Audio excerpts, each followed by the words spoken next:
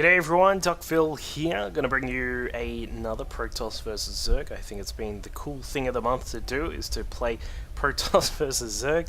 Of course there are some Zerg vs Zerg games on the channel which have just gone up from our recent, some of our high-level Australian players. Of course we got some games from Mafia, got a game from Edge on there. Make sure you check those out, of course, in preparation for the Australian WCS Nationals, which is going to be coming up on August 11th. And yeah, I really hope that everyone watches those games, because they're going to be a lot of fun when we have our own little WCS tournament going on, and hopefully everyone can tune in as well. So there'll definitely be more players that are also coming up from that as well. I've got just got to find some time to get some casts done, and hopefully the guys will help me out by sending some replays through. And yeah, you can expect more stuff from Australian players, and please do let me know if you do like to see some of those Australian guys. But anyway, in this game, another game from one of our players in inFdtG. Of course, that's Inferno Esports, now coupled with Dream Team Gaming. Of course, a partnership of champions.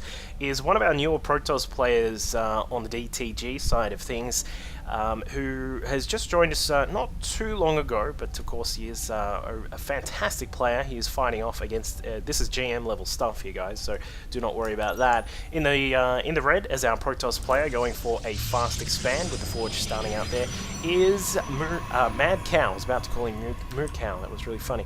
Yeah, so he's, as I said, one of our newer players who's been doing quite nicely. It looks like he is going to go for just that very standard sort of expand here.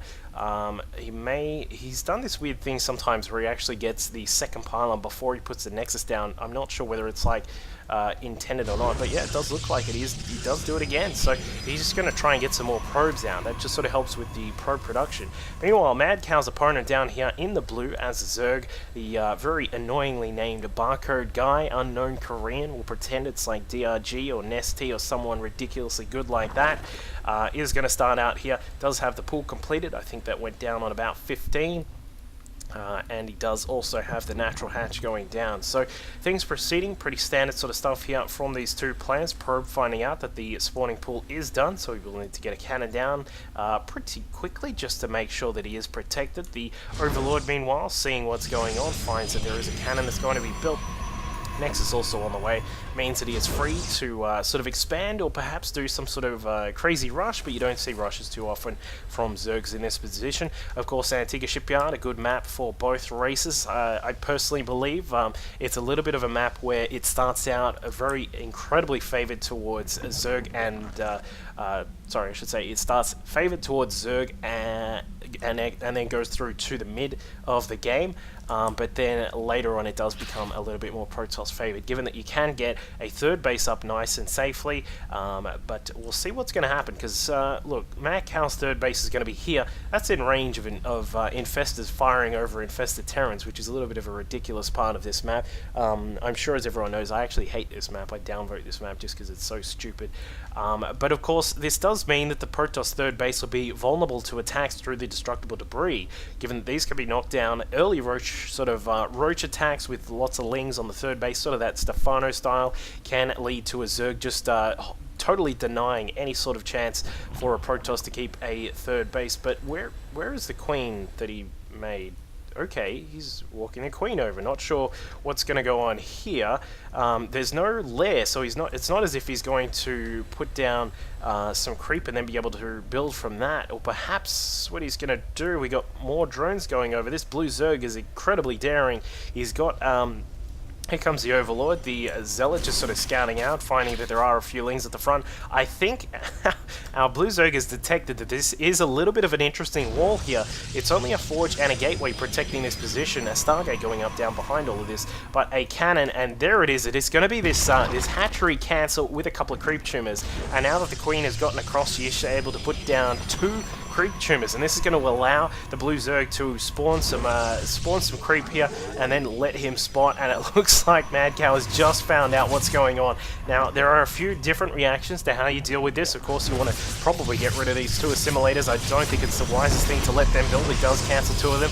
You want to get up as many cannons as you can and try and keep them in a position where they can't be singularly attacked.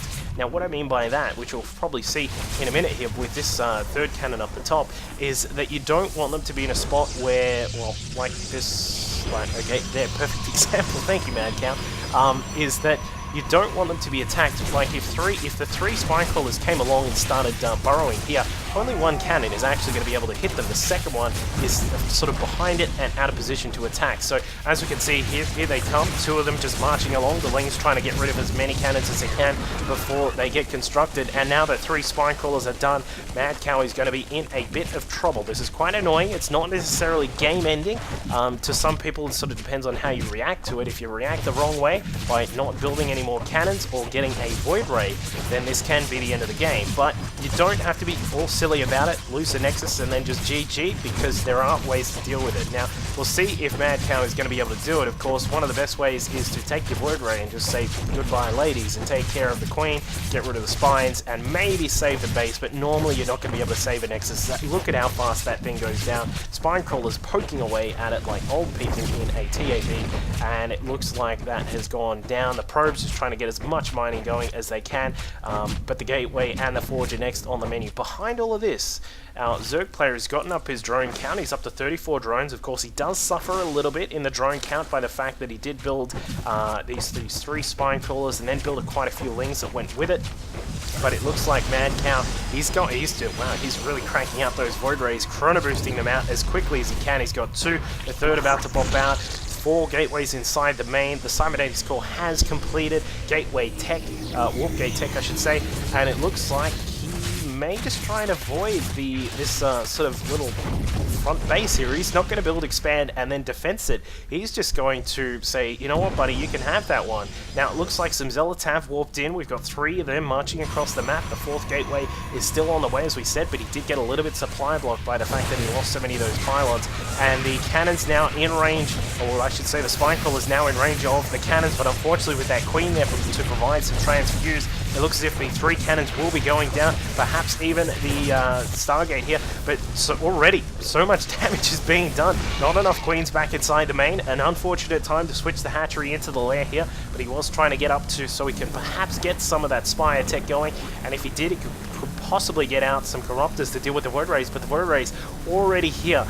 The lair is down to half health. Zealots were down inside the natural, doing some more damage here. Just looking at the worker count, it is actually starting to even up here. But unfortunately, the Zerg player is going to lose almost everything that he has in this main base. The Void Ray is taking care of the Evo chamber, making sure that no more spores can be built. Would like to see him perhaps get rid of that Roach Warren, just in case a possible counter-attack occurs. But down at the natural, I do like how he's taking care of some of these drones and almost gets a Queen there. But the Void Rays have now come along. They're fully charged. These guys do so much damage when they're charged up. Look at that hatchery drop. 3 more Zealots coming in. Some Roaches going to come in from the side. There are now 4 Void Rays in this big mix here. They have to make sure that none of these die, because this is the key to him winning the game. Microing one of the back. Very nice here from MadCow. The extras now have to head back as well, because they have lost some of their shields. But now, with these Zealots coming in, this is going to allow him to tank against those Queens and against the spores as well. He can take the spores out with the